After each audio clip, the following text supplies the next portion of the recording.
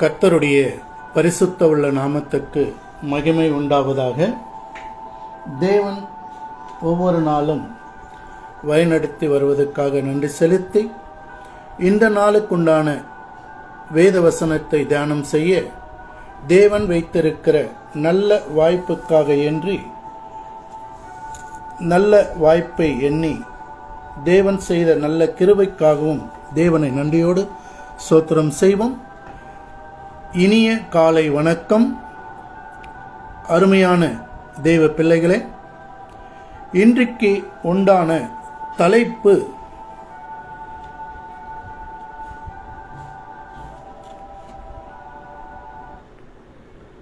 தெரிந்து கொள்ளப்பட்ட வேத வசனம் 1 யோவான் புஸ்தகம் 1ஆம் அதிகாரம் 7ஆம் வசனம். தலைப்பு, நான் இயேசு கிறிஸ்துவின் இரத்தத்தால் முற்றிலும் கைவப்பட்டிருக்கின்றேன் என்ற தலைப்பில் தியானம் செய்வோம். அப்போஸ்தலர்கள் யோவான் மூலமாக தேவன் இந்த நாளை, இந்த நேரம் அவருடைய வேத வசனத்தின் அடிப்படையில் அறிந்து கொள்ள நாம் ஆயத்தமாக இருக்கிறோம். எத்தனை விதமான சூழ்நிலைகள் இந்த பூமியில் இருந்தாலும் மனிதனுக்கு தேவையானது அனைத்துமே தினந்தோறும் சந்தித்து வருகிறார். அதுதான் தகப்பன் பிள்ளைகளுக்கு செய்ய வேண்டிய கடமை போல. இப்போதும் அப்போஸ்தலனாகிய யோவான் சாட்சி கொடுக்கிறார். என்ன சாட்சி கொடுக்கிறார் என்பதை வேத வசனத்தின் அடிப்படையிலேயே தியானம் செய்வோமா? 1 யோவான் புஸ்தகம் 1ஆம் அதிகாரத்திலிருந்து தியானம் செய்வோம். கேட்போமா? முதல் இருந்ததும் நாங்கள் கேட்டதும் எங்கள் கண்களினாலே கண்டதும் நாங்கள் நோக்கி பார்த்ததும் எங்கள் கைகளினாலே தொட்டதுமாயிருக்கிற ஜீவ வார்த்தையை குறித்து உங்களுக்கு அறிவிக்கிறோம். அருமையான தேவ பிள்ளைகளே, இந்த இடத்துல அவர் சொல்லுகிறார்,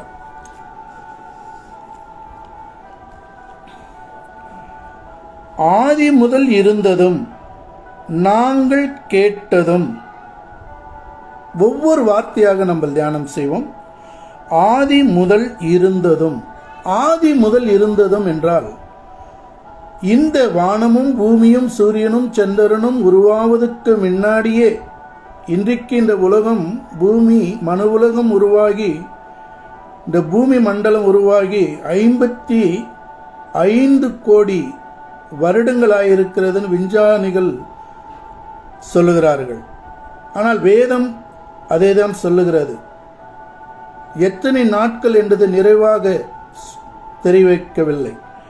அதுதான் சொல்ற ஆதி முதல். அதுக்கு தான் அப்போது ஆதியாகமம் புஸ்தகம் 1:2 பார்க்கும்போது, ஆதியிலே இந்த வானமும் பூமியும் இருளில் இருந்தது, தேவ ஆவியானவர் அசைவாடி கொண்டிருந்தார் என்று நம்ம வாசிக்கிறோம். அதுதான் இவர் நினைவு கூறுகிறார். அதே போல யோவான் புஸ்தகம் 1ஆம் அதிகாரம் 1ஆம் வசனத்தில், ஆதியிலே வார்த்தை இருந்தது, அந்த வார்த்தை தேவனிடத்தில் இருந்தது, அந்த வார்த்தை மாம்சமாகி மனு உலகத்தில் இறங்கி வந்தது என்று விரிவிச்சு இப்போ இந்த 1 யோவான்ல நம்மளுக்கு கற்பித்து கொடுக்கிறார். பாருங்கள், ஆதி முதல் இருந்ததும். இப்போது என்னுடைய வாய்நாட்களில் என்னுடைய அப்பா பேர் என்ன என்றது எனக்கு தெரியும், என்னுடைய தாத்தா பேர் என்றதையும் எனக்கு தெரியும், தாத்தாவுடைய தாத்தா பேரு தெரியும், தாத்தாவுடைய தாத்தா பேரு தெரியவே தெரியாது. 4 தலைமுறைகள் மாத்திரமே எனக்கு தெரியும். ஆனால் இந்த 2024 வருடங்களுக்கு முன்னாடி நடந்த விஷயங்களையும் 6024 வருடங்கள் நடந்த விஷயங்களையும் அதுக்கு முன்னாடி ஆதியிலே என்று நம்மளுக்கு கற்பித்து கொடுக்கிறார் அப்போஸ்தலர்கள் யோவான்.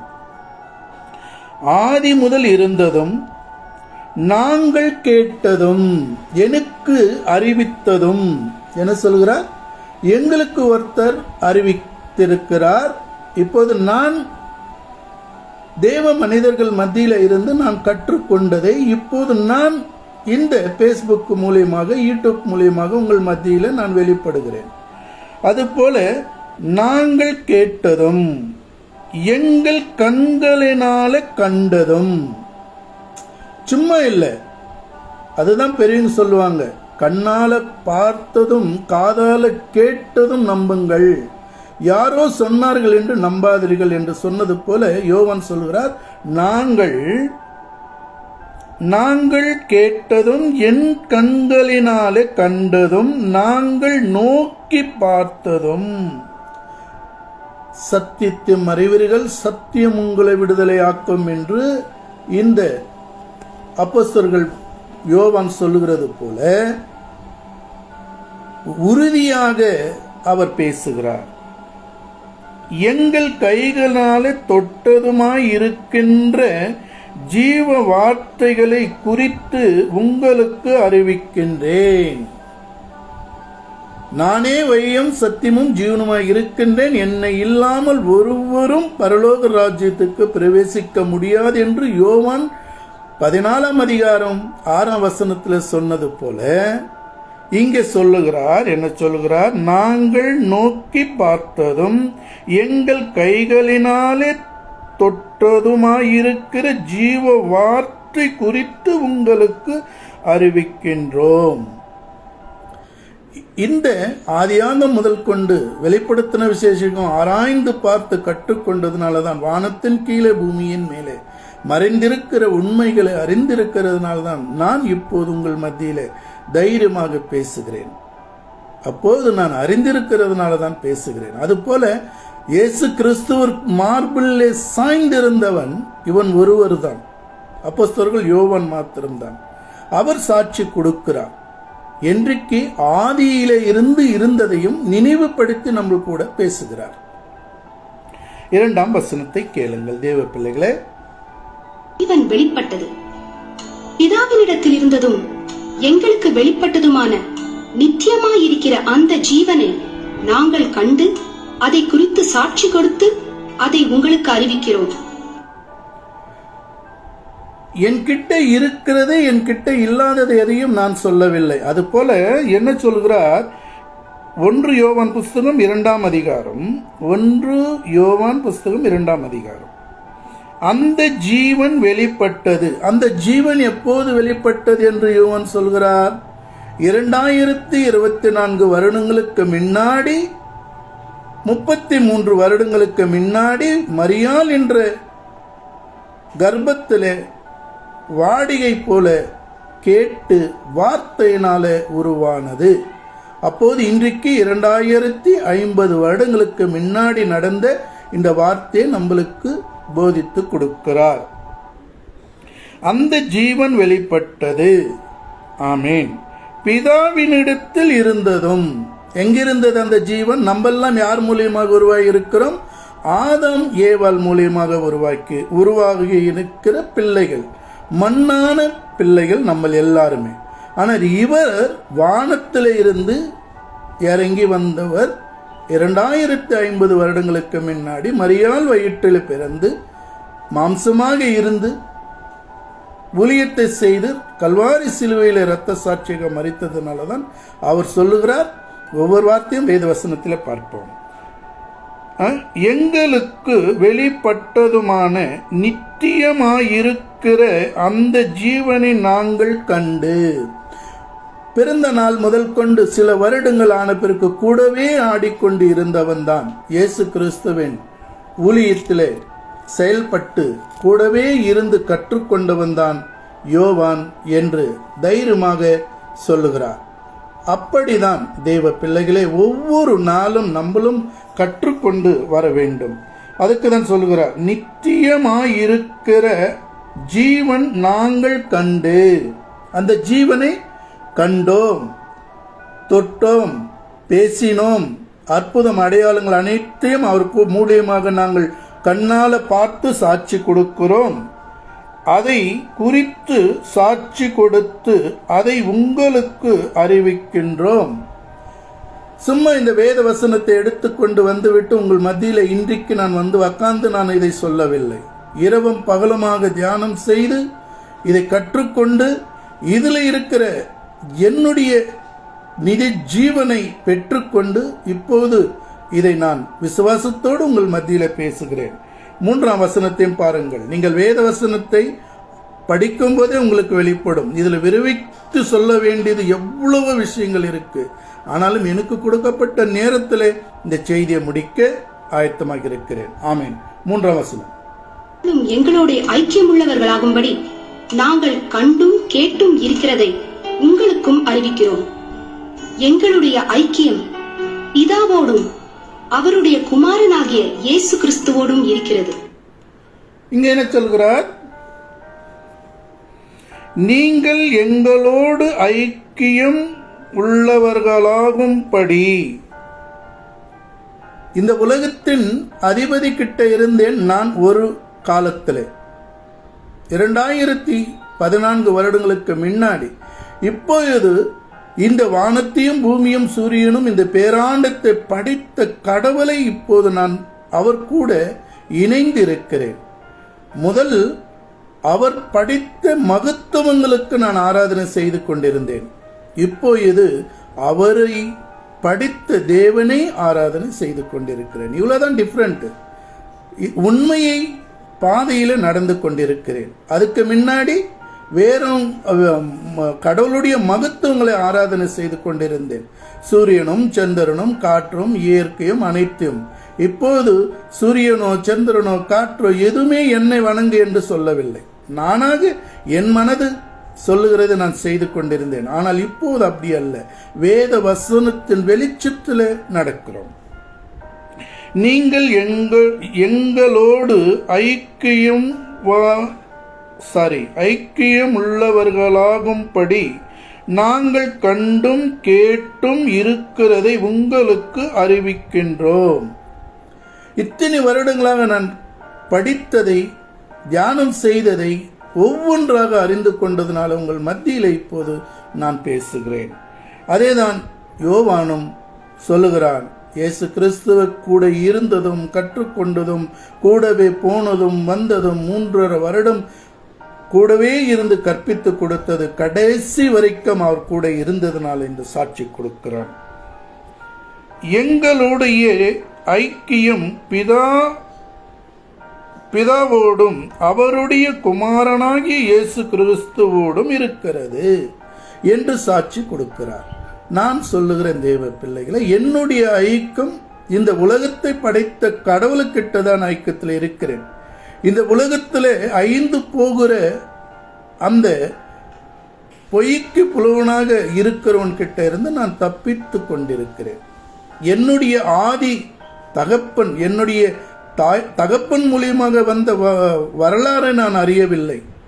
ஆனால் என்னை இந்த உலகத்தில் வைத்திருக்கிற என் தாயின் கருவிலே இருந்து என்னை பேர் சொல்லி அழைத்த தேவனை இன்றைக்கு என்னை அழைத்து அவர் வழியிலே என்னை நடத்தி கொண்டிருக்கிறார். இதுபோல நீங்களும் நடக்க வேண்டும் என்றதனால்தான் இந்த வேத வசனத்தை உங்கள் மத்தியில் நான் பகிர்ந்து வருகிறேன். 4ஆம் வசனத்தையும் கேளுங்கள். உங்கள் சந்தோஷம் நிறைவாய் இருக்கும்படி இவைகளை உங்களுக்கு எழுதுகிறோம். என்ன சொல்கிற 4ஆம் வசனத்தில்? உங்கள் சந்தோஷம் நிறைவாய் இருக்கும்படி இவைகளை உங்களுக்கு எழுதுகிறேன். இப்ப சொன்னாரா? 1ஆம் வசனத்தில இருந்து 3ஆம் வசனத்தில வரைக்கும் சாட்சி கொடுத்தார். இப்போ இது என்ன சொல்கிறார்? உங்கள் சந்தோஷம் நிறைவாக இருக்கும்படி இவைகளை உங்களுக்கு எழுதுகிறேன். என்னுடைய தகப்பன் மூலியமாக நான் வந்ததுக்கு சாட்சி இருக்கிறது. இப்போது தேவன் 2550 வருடங்களுக்கு முன்னாடி மனிதனாக பிறந்து சாட்சி கொடுத்த யோவான் கூட இணைந்து கூடவே வளர்ந்த யோவான் சொல்லுகிறான் சாட்சியாக. இப்பொழுது மனிதனுக்கும் கடவுளுக்கும் இருக்கிற ஒவ்வொரு காரியத்தையும் நம்ம தியானம் செய்வோமா? இப்போது யோவான் அவனுடைய சாட்சியை அவர் அறிவித்திருக்கிறார். இப்போது நம்ம கேட்போம். ஒளியில் இருக்கிறது பாவம் இல்லை என்போமானால் நம்மை நாமே வஞ்சிக்கிறவர்களாய் இருப்போம். சத்தியம் நமக்குள் இராது. பாவங்களை யோவான் புஸ்தகம் 8ஆம் வசனம் என்ன சொல்கிறது? நமக்கு பாவம் இல்லை என்போமானால் நம்மை நாமே வஞ்சிக்கிறவர்களாய் இருப்போம், சத்தியம் நமக்குள் இராது என்று இப்பொழுது மனிதனை பற்றி பேசுகிறார்.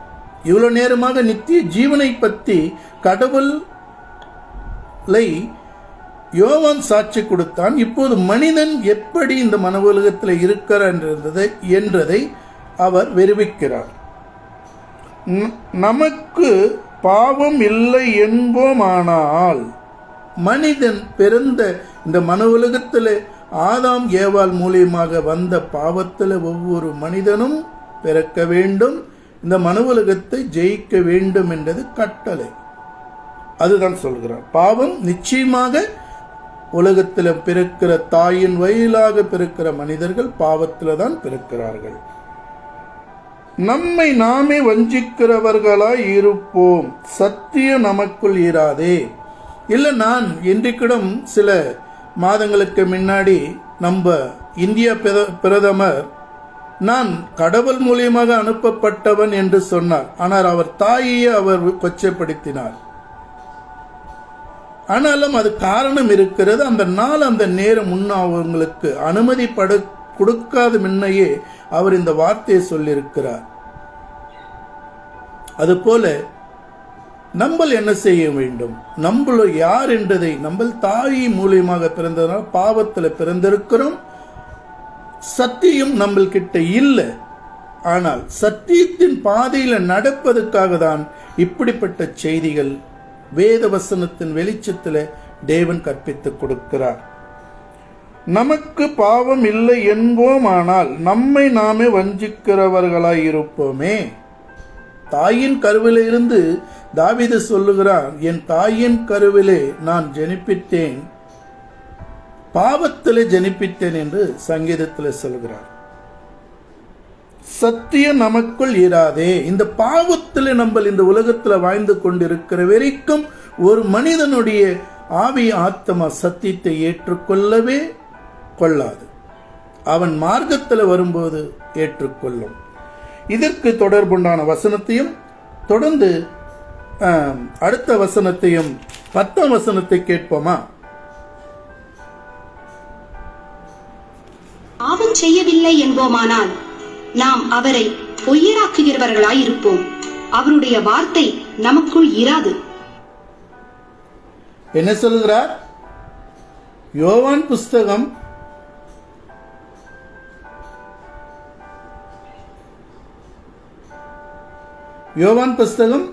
1ஆம் அதிகாரம் 10ஆம் வசனத்தில் என்ன சொல்கிறார் தேவ பிள்ளைகளே?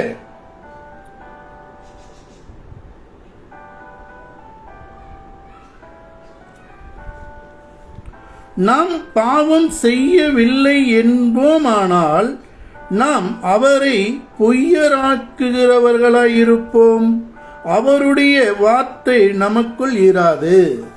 பாவத்தில் இருந்து ஒரு நாளும் நித்திய ஜீவனை அடையவே முடியாது.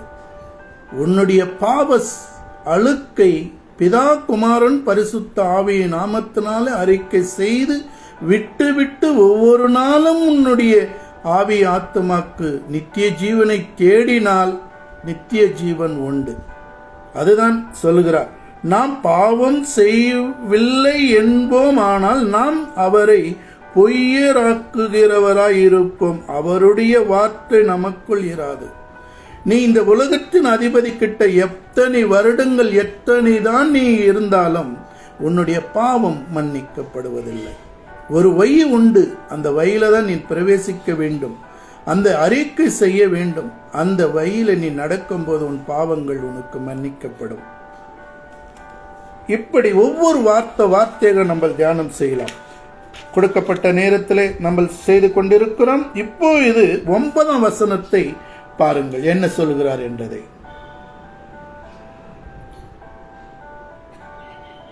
நம்முடைய பாவங்களை நாம் அறிக்கையிட்டால் பாவங்களை நமக்கு மன்னித்து எல்லா அநியாயத்தையும் நீக்கி நம்மை சுத்திகரிப்பதற்கு அவர் உண்மையும் நீதியும் உள்ளவராய் இருக்கிறார்.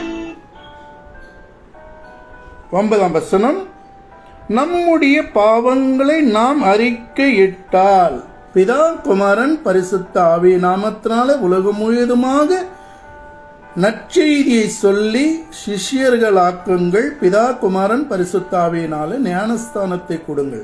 ஞானஸ்தானம் என்றால் தண்ணீல முக்கி ஏய்ந்து விடுவதல்ல. ஞானத்து வசனங்கள், வேத வசனத்தின் வெளிச்சத்தில் நடத்துங்கள். அப்போது உன்னுடைய சரீரம் சுத்தமாக வேண்டும் என்றால் நீ தண்ணீல குளித்து விடுகிறாய். உன் ஆவி ஆத்மா சுத்தமாக வேண்டும் என்றால் கடவுளுடைய வேத வசனத்தின் வெளிச்சத்தில் நீ நடக்க வேண்டும். அதுதான் சொல்லுகிறார், மார்க்கம் உண்டு, மதம் அல்ல. நீ சபையில சேர்த்துக் கொள்வதற்கு ஞானஸ்தானம் இருக்கு. ஆனால் நீ சிஷியனாக மாற வேண்டும். இயேசு கிறிஸ்துவின் சிஷியனாக மாற வேண்டும்.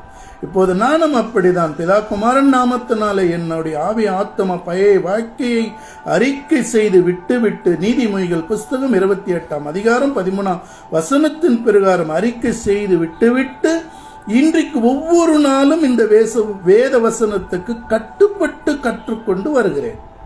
நான் பெற்ற இன்பத்தை பிற மக்களுக்கு கொடுக்க இந்த பேஸ்புக் மூலியமாக, யூடியூப் மூலியமாக விவரித்து சொல்லுகிறேன். அவ்வளவுதான். பாவங்கள் நமக்கு மன்னித்து எல்லா அநியாயத்தையும் நீக்கி நம்மை சுத்திகரிப்பதற்கு அவர் உண்மையும் நீதியும் உள்ளவராய் இருக்கிறார்.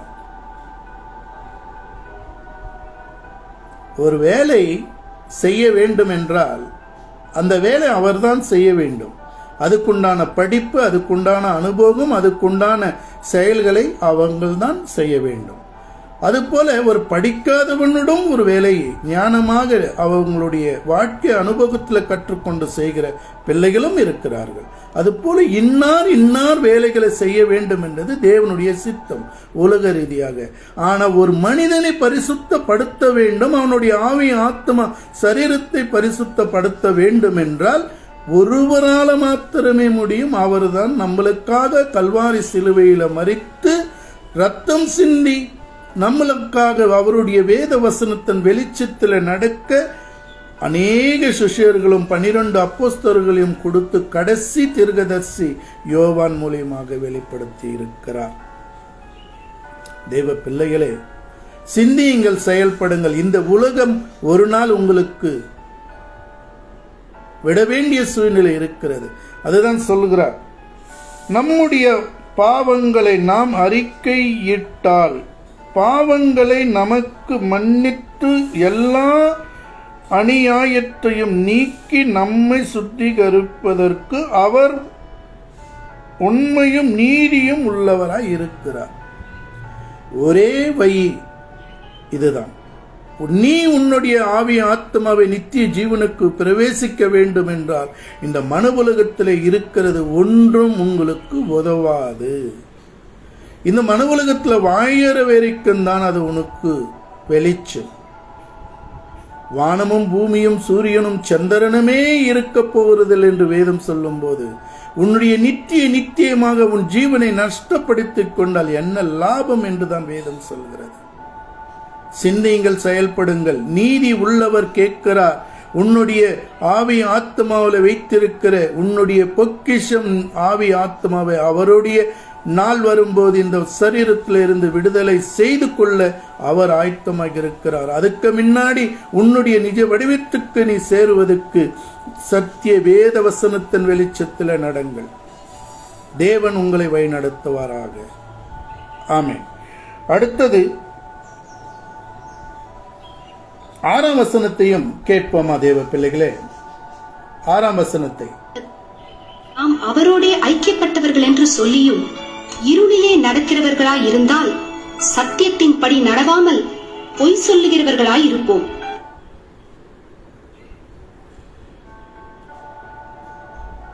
நாம் அவரோடு ஐக்கியப்பட்டவர்கள் என்று சொல்லியும் இருளிலே நடக்கிறவர்களாய் இருந்தால் சத்தியத்தின்படி நடவாமல் பொய் சொல்லுவர்களாய் இருப்போம். வேதவசனம் ஒரு நாளும் பொய் சொல்லாத தேவ பிள்ளைகளே. இந்த பொய்க்கு புலவனாய் இருக்கின்ற இந்த மனவுலகத்தில் இருள இருக்க போகிறீர்களா? இல்லை, நித்தியமாக உங்களுடைய ஆவி ஆத்மாவை தினந்தோறும் தேற்றி உங்களுடைய நித்திய ஜீவனுக்கு பிரவேசிக்க போகிறீர்களா என்று அப்போஸ்தலர்கள் பவுல் பேசுகிறார். இன்றைக்கு 1940 வருடங்களுக்கு முன்னாடியே எழுதி வைத்திருக்கிறதை இன்றைக்கு நம்ம தியானம் செய்து கொண்டிருக்கிறோம். கடைசி மனிதன் இருக்கிற இந்த பூமியில இருக்கிற வரைக்கும் இந்த தியானம்தான்.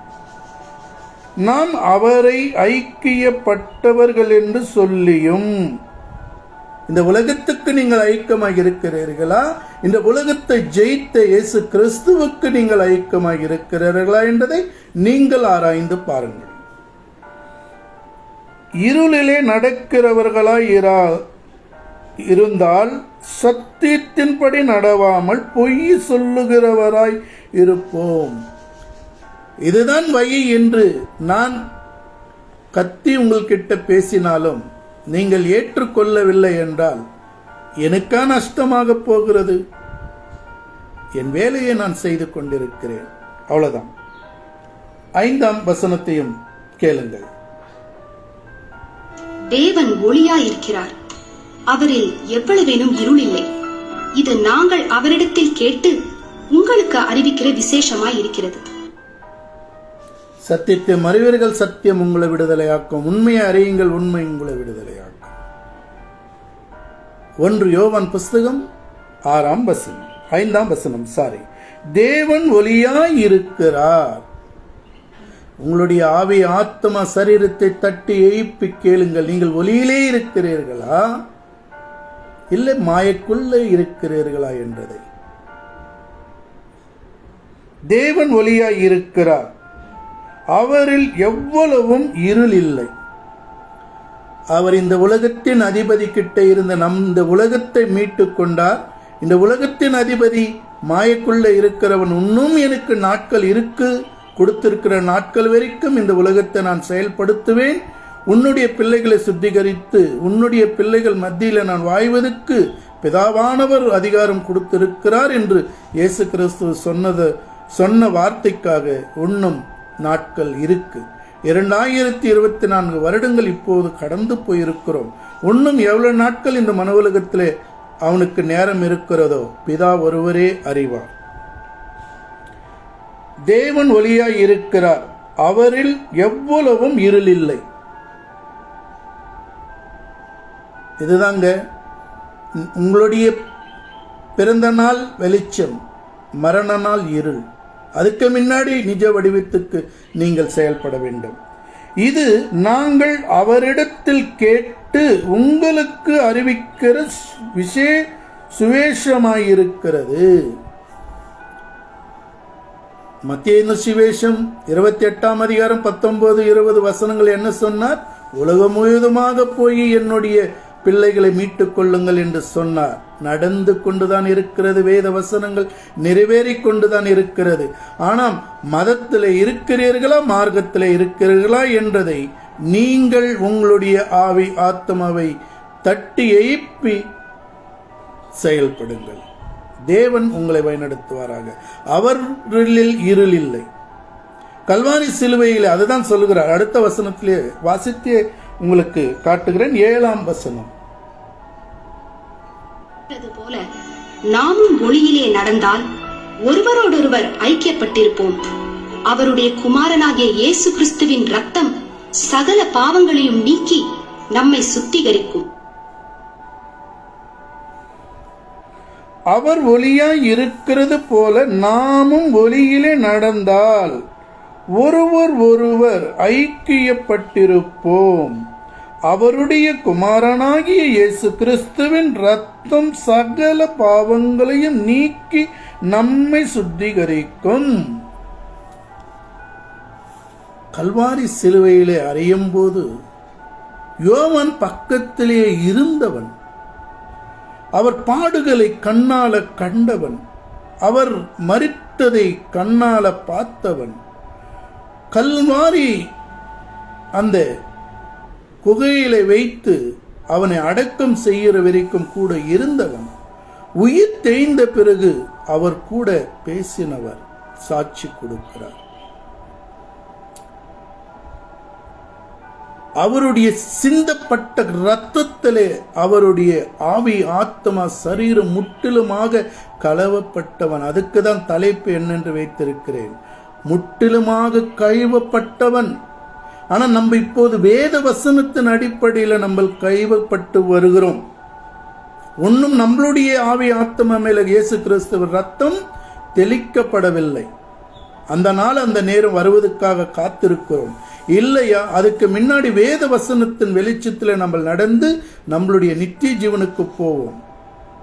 கடைசி கால ஊழியத்தில் நம்ம இருக்கிறோமா இல்லையா என்றதை விட நாம் யார், நம்ம எங்கிருந்து வந்தவர்கள் நம்ம என்றதை அறிந்து கொண்டு, அதுக்கு தான் சொல்கிறான் யோவான் அப்போஸ்தலர்கள் யோவான் சொல்கிறான், நான் இயேசு கிறிஸ்துவின் ரத்தத்தில் உச்சந்தலை முதல் பாதை வரைக்கும் கலவப்பட்டவன் என்று.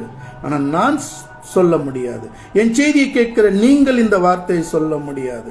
இன்னும் இயேசு கிறிஸ்துவின் ரத்தம் உலகம் முழுவதுமாக தெளிக்கப்படவில்லை. ஆனால் வேத வசனம் சொல்கிறது, கடைசி நாட்களிலே நான் தெளிக்கப்படுவேன், என் பிள்ளைகளை நான் மீட்டுக் கொள்ளுவேன் என்று வேதம் சொல்கிறது. ஆனால் இப்போது வேத வசனத்தின் அடிப்படையில் நம்மளுடைய ஆவி, ஆன்மாவை பரிசுத்தப்படுத்திக் கொண்டு நித்திய ஜீவனுக்கு பிரவேசிக்க வேண்டும். இது யோவான் சொல்லுகிற சாட்சி. நான் உங்கள் மத்தியிலே பகிர்ந்து கொண்டு வருகிறேன். அவர் ஒளியாய் இருக்கிறது போல நாமும் ஒளியிலே நடந்தால் ஒருவர் ஒருவர் ஐக்கியப்பட்டிருப்போம். இதுதான் சத்தியம், இதுதான் நித்திய ஜீவன் என்று நான் உங்கள் மத்தியில சொன்னது உண்மை சத்தியம் என்றால் பிற மக்களுக்கு செய்து ஒரு ஆத்மாவை ரட்சித்துக் கொள்ளுங்கள். திங்கட்கிழமை, புதன்கிழமை, வெள்ளிக்கிழமை என் செய்திகள் தினந்தோறும் வாரத்துக்கு 3 செய்திகள் வரும். இனிமேல் நான் யாருக்கு செய்வேனோ இல்லையோ என்றது எல்லாத்துமே ரூல்ஸ் ரெகுலேஷன் இருக்கிறது. வாட்ஸ்அப் ஆகட்டும், ஃபேஸ்புக் ஆகட்டும், யூடியூப் ஆகட்டும். அதுக்கு மீறினால் என்னுடைய முகநூல்கள் இந்த ரூல்ஸுக்கு மீறினால் தடைப்படுகிறது. அதனால நீங்கள், உங்களுக்கு ஆல்ரெடி நான் லிங்க் அனுப்பியிருக்கிறேன். என்னுடைய ஃபேஸ்புக்லையும் யூடியூப்லையும் நீங்கள் உங்களுடைய நேரம் கிடைக்கும் போது அந்த லிங்கை வைத்து நீங்கள் உங்கள் செய்தியை கேட்டு பலப்படுங்கள். வாட்ஸ்அப்பில் நான் லிங்க் அனுப்பவில்லை என்று நீங்கள் நினைத்துக் கொள்ளாதீர்கள். அதுக்கு ஒரு அளவு இருக்கிறது. அந்த அளவுக்கு மீறினால் அமிர்தம் விஷம் போல வாட்ஸ்அப்லையும் ரூல்ஸ் இருக்கிறது. அந்த ரூல்ஸுக்கு அதிகமாக நான் அனுப்ப முடியறதில்லை. இத்தனை நாட்களாக அனுப்பியிருக்கிறேன். அது திங்கள், புதன், வெள்ளி. நான் ஊழியத்து நிமித்தமாக வெளியில போனால் செய்தி வராது, மன்னிங்கள். இல்லை என்றால் வாரத்துக்கு 3 செய்தி கம்பல்சரி வரும். உங்களுடைய நேரம் கிடைக்கும் போது நீங்கள் பெற்றுக்கொள்ளுங்கள். தேவன் உங்களை வழிநடத்துவாராக. ஆமென். அல்லேலூயா. இப்போது புரிகிறதா? அவர் ஒளியாய் இருக்கிறது போல நாமும் ஒளியில நடந்தால் ஒருவருக்கொருவர் ஐக்கியப்பட்டிருப்போம். அவருடைய குமாரனாகிய இயேசு கிறிஸ்துவின் ரத்தம் சகல பாவங்களையும் நீக்கி நம்மை சுத்திகரிக்கும். கல்வாரி சிலுவையில் அறியப்பட்ட இயேசு கிறிஸ்துவின் ரத்தம் தான் இந்த வார்த்தைகள். இந்த வார்த்தைகளை நம்ம பெற்றுக்கொண்டு இந்த வார்த்தையின் பிரகாரம் நடக்கும் போது நம்ம நித்தியமாக நம்மளுடைய நித்திய ஜீவனை அடைவோம். இயேசு கிறிஸ்துவின் கல்வாரி சிலுவையிலே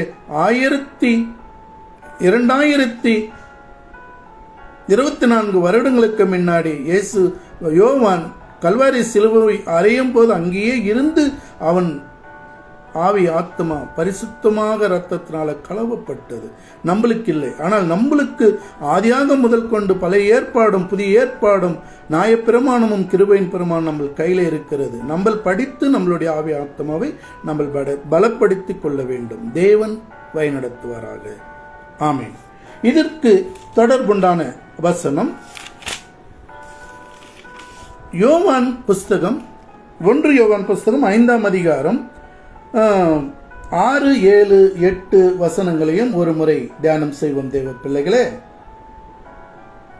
அதே யோவான் புஸ்தகம் 1 யோவான் புஸ்தகம் 5ஆம் அதிகாரத்தை எடுத்துக்கொள்ளுங்கள்.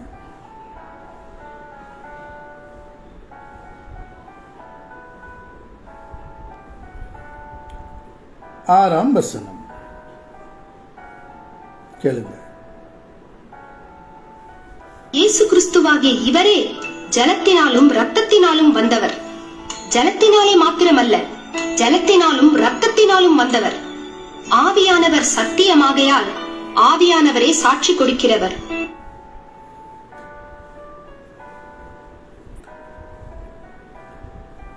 இயேசு கிறிஸ்துவாகிய இவரே ஜலத்தினாலும் இரத்தத்தினாலும் வந்தவர். ஆதாமுக்கு மண்ணினாலே உருவாக்கி அவனுடைய வாயின் மூக்கிலே அவருடைய ஜீவனை கொடுத்தார். அந்த ஜீவன் இதுவரைக்கும் ஒவ்வொரு மனிதனும் பெற்றுக்கொண்டு வருகிறோம். ஆனால் இவர் எப்படி வந்தார் என்று வேதம் சொல்கிறது. இயேசு கிறிஸ்துவாகிய இவரே ஜலத்தினாலும் இரத்தத்தினாலும் வந்தவர். இவர் பூர்ணமாக மரியாள் வயிற்றில் வரும்போது பரலோகத்தில் இருந்து பெற்றுக்கொண்டு வந்தார். ஜலத்தினாலே மாத்திரமல்ல, ஜலத்தினாலும் இரத்தத்தினாலும் வந்தவர். ஆவியானவர் சத்தியமாகையால் ஆவியானவரே சாட்சி கொடுக்கிறார். அவரே நானே வழியும் சத்தியமும் ஜீவனுமாய் இருக்கிறேன் என்று பிதாவானவர் சொல்லுகிறார். யோபு புஸ்தகத்திலும் சங்கீத 2ஆம் புஸ்தகத்திலும் என்னுடைய பிள்ளையை நான் ஜெனிப்பித்தேன் என்று சொல்லுகிறார். மாயைங்க, மாயை, எல்லாம் மாயை. அதுதான் பிரசங்கி சாலமன் சொல்லுகிறார், வானத்தின் கீழே பூமியின் மேலே மாயே மாயே என்றார். கடவுள் நடத்துகிற ஒரு நாடக மேடை இந்த மன உலகம். நம்ம எல்லாமே பாத்திரக்காரர்கள், அதை நடத்துகிறவர் அவர். அதுதான் இந்து தர்மத்தில் சொல்லுவார்கள், நடத்துகிறவன் அவன், நடத்தப்படுகிறவர்கள் நம்ம எல்லாம் ஒரே தேவன் தாங்க. அவங்க ஆராதிக்கிற முறைகள் வேறவாக இருக்கிறது. வார்த்தை ஒன்றுதான். அவன் இந்துவாக இருக்கட்டும், முஸ்லீமாக இருக்கட்டும், எந்த ஜாதியாக இருக்கட்டும், எந்த மதத்திலேயாவது இருக்கட்டும், ஒரே வார்த்தை சொல்லுதான் ஜெபிக்கிறார்கள், செய்கிறார்கள். ஆனால் அவங்களுடைய மனக்கண்கள் மூடியிருக்கிறதுனால வேத வசனத்தின் வெளிச்சத்தில் நடக்காமல் இருக்கிறார்கள். அவ்வளவுதான். நீ எப்படி தேவனை கூப்பிட்டாலும், நீ தமிழில நெப்போலியன் கூப்பிட்டாலும் நெப்போலியன் தான், தெலுங்குல நெப்போலியன் கூப்பிட்டாலும் நெப்போலியன் தான், கன்னடத்தில் நெப்போலியன் கூப்பிட்டாலும் நெப்போலியன் தான். ஒரே தேவன் தான். அதுக்கு தான் திருவள்ளுவர் முதலாவது குறளிலே அவர் என்ன சொல்கிறார்? தேவன் ஒளியாக இருக்கிறார், அவரில் எதுவும் ஒளி இல்லை, இருள் இல்லை. 1900 வருடங்களுக்கு முன்னாடி திருவள்ளுவர் முதலாவது வார்த்தையிலேயே தேவன் ஒளியாக இருக்கிறார், ஒருவனே தேவன் என்று. எல்லாம் அவ்வளவுதான். ஆனால் நம்மளுடைய மனக்கண்கள் மறைத்திருக்கிறதுனால இந்த விஷயம் நம்மளுக்கு அறியாமல் இருக்கிறோம். புரிகிறதா? அவர் பரலோகத்தில் இருந்து வந்தது பூர்ணமாக வந்தார். இப்போது பரிசுத்த ஆவியானவர் சாட்சி கொடுக்கிறார். அடுத்த வசனத்தையும் கேளுங்கள். சாட்சி இடுகிறவர்கள் மூவர், பிதா, வார்த்தை, பரிசுத்த ஆவி என்பவர்களே. இம்மூவரும் ஒன்றாயிருக்கிறார்கள். 1 யோவான் புஸ்தகம் 5ஆம் அதிகாரம் 7ஆம் வசனம். பரலோகத்திலே சாட்சி இடுகிறவர்கள் மூவர், பிதா, வார்த்தை, பரிசுத்த ஆவியானவரே. இம்மூவரும் ஒன்றாய் இருக்கிறார். ஒவ்வொரு மனிதனும் கடவுளுடைய சாயல்ல தான் படைக்கப்பட்டது. ஆதாமை வஞ்சிக்கப்பட்டான். இதெல்லாம் கடவுளுடைய சித்தம். எதுவும் நம்ம இந்த உலகத்தில் நியாயம் தீர்ப்பதற்கு நம்மளுக்கு இல்லை. ஆனால் வேத வசனத்துக்கு விரோதமாக யாராவது பேசினால் கேட்க வேண்டிய கடமையில நம்ம இருக்கிறோம். அதுபோல பரலோகத்தில் சாட்சி இடுகிறவர் மூவர், பிதா, வார்த்தை, பரிசுத்த ஆவியானவர். இம்மூவரும் ஒன்றாய் இருக்கிறார். பரலோகத்தில் இருக்கிற தேவன் எப்படி இருக்கிறாரோ அதே போல பூமியிலே உலோகத்திலே சாட்சியிடுகிறவைகள் 3, ஆவி, ஜலம், ரத்தம் என்பவைகளே. இம்மூன்றும் ஒருமைப்பட்டிருக்கிறது. 1 யோவான் புஸ்தகம் 5ஆம் அதிகாரம் 8ஆம் வசனம். பரலோகத்தில் அவர் எப்படி இருக்கிறார் என்றதை அவர் சாட்சி கொடுக்கிறார். பூலோகத்தில் நம்ம எப்படி இருக்கிறோம்? பூலோகத்திலே சாட்சி இடுகிறவைகள் 3. ஆவி, நம்மளுடைய மூச்சு, கடவுளுடைய மூச்சு. ஜலம், தினந்தோறும் நம்மளுடைய ஜீவனை பெற்றுக்கொள்ள தண்ணி குடிக்கிறோம், தண்ணில ஜீவன் உண்டு. ரத்தம், ரத்தம் எப்போது நம்மளுடைய சரீரத்திலேயோ அன்றைக்கு இந்த சரீரம் நம்மளை விட்டு வெளிப்படும் போது நம்மளுடைய ஆவி ஆத்மா விலகிவிடும். ஆவி, ஜலம், ரத்தம் என்பவைகளை இம்மூன்றும் ஒருமைப்பட்டிருக்கிறது. சொல்லுங்க, நான் இந்த மதத்துக்கு சேர்ந்தவன், நான் இந்த கடவுளுக்கு சேர்ந்தவன் என்று சொல்ல முடியுமா? கடவுள் எந்த சாயலில் இருக்கிறாரோ அதே சாயலில் மனிதனை படைத்திருக்கிறார்.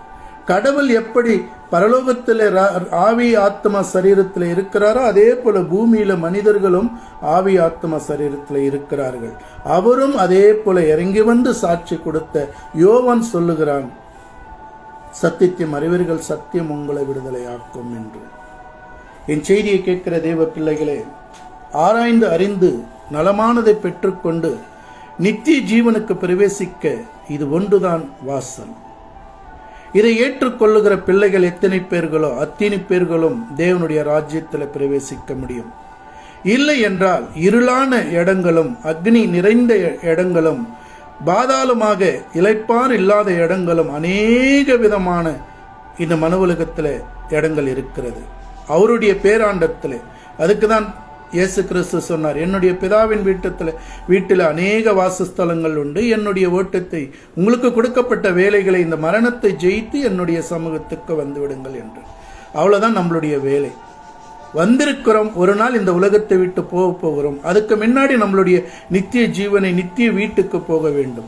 உலகம் முழுதுமாக எங்கே போனாலும் நம்மளுடைய வீட்டில் வந்து இளைப்பாறுகிற அந்த சுகம் அடுத்த இடத்துல கிடைக்காது. நம்மளுடைய தாய் தகப்பன் பிறந்த மண்ணில் இருக்கிற சுகம் கிடைக்காது.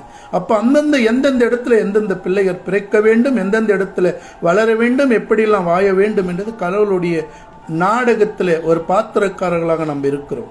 இந்த பாத்திரத்தை முடித்து விட்டு நம்மளுடைய நித்திய ஜீவனுக்கு பிரவேசிக்க வேண்டும். கடவுள் எந்த சாயலில் இருக்கிறாரோ அதே சாயலில் மனிதனை வைத்திருக்கிறார். இந்த மனிதன் இந்த உலகத்தில் ஒரு பரீட்சை உண்டு. இந்த உலகத்துக்கு அதிபதிக்கு நீங்கள் போகிறீர்களா, இல்லை என்னுடைய நித்திய ஜீவனுக்குள்ள என்னுடைய நிஜ வடிவத்துக்கு வருகிறீர்களா என்றதுதான் கேள்விக்குறியாக இருக்கிறது. தேவ பிள்ளைகளே, என் செய்தியை கேட்கிற பிள்ளைகளே, இந்த பேஸ்புக்கிலும் யூடியூப்பிலும் மறுபடியும் சொல்கிறேன், திங்கள் புதன் வெள்ளி 3 செய்திகள் கொடுக்கப்படும். இணைந்து கேளுங்கள். இனி வாட்ஸ்அப்பில் நான் அனுப்புகிறேனோ இல்லையோ என்று தெரியாது. உங்கள்கிட்ட ஆல்ரெடி லிங்க் இருக்கிறது. அந்த லிங்கை வைத்து விட்டு நீங்கள் உங்களுடைய ஆவி ஆத்மாவை நீங்கள் பலப்படுத்திக் கொள்ளுங்கள். ஏதாவது இருந்தால் என்னுடைய திங்கட்கிழமையில் இருந்ததை என்னுடைய ஃபோன் நம்பர் இருக்கிறது, ஃபோன் செய்து எங்களுக்கு லிங்க் இல்லை பிரதர் என்று சொன்னால் அந்த லிங்க்கை நான் அனுப்பி கொடுக்கிறேன்.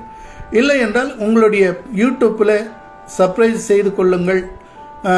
நான் பதிவிடுகிற ஒவ்வொரு செய்தியும் உங்களுடைய யூடியூப்பில் வரும்.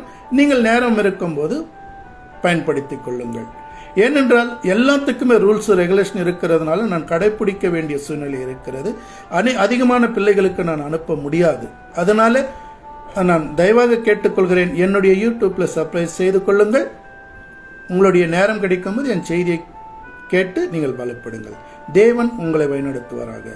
ஆபிரகாமின் தேவனும் இசாக்கின் தேவனும் யாக்கோபின் தேவனுமாக இருக்கின்ற பிதாவாகிய தேவனும் பரிசுத்த ஆவியானவரும் இயேசு கிறிஸ்துவின் மூலியமாக இந்த ஜெபத்தையும் விண்ணப்பத்தையும் எடுக்கிறேன். கேட்கிற ஒவ்வொரு பிள்ளைகளையும் நீர் ஒவ்வொரு குடும்பத்தையும் சமாதானத்தில் வழிநடத்துங்களப்பா. ஒரு ஊழியக்காரன் அவங்க போகின்ற இடங்களில் முதலாவது சமாதானம் உண்டாக கடவுது என்று வேதம் சொல்கிறது. அந்த வார்த்தையின் மூலியமாக என் செய்தியை கேட்கிற ஒவ்வொரு மனிதர்களுக்கும் சமாதானத்தை, ஆவி ஆத்மா சரீரத்தை சமாதானத்தோடு வைத்துக் கொள்ள உதவி செய்யுங்கள். பிதா குமாரன் பரிசுத்த ஆவி நாமத்தினால இந்த ஜெபத்தை விண்ணப்பத்தை மேலெடுக்கிறேன் என் ஜீவனுள்ள நல்ல பிதாவே. ஆமென். அல்லேலூயா. Praise the lord. நன்றி.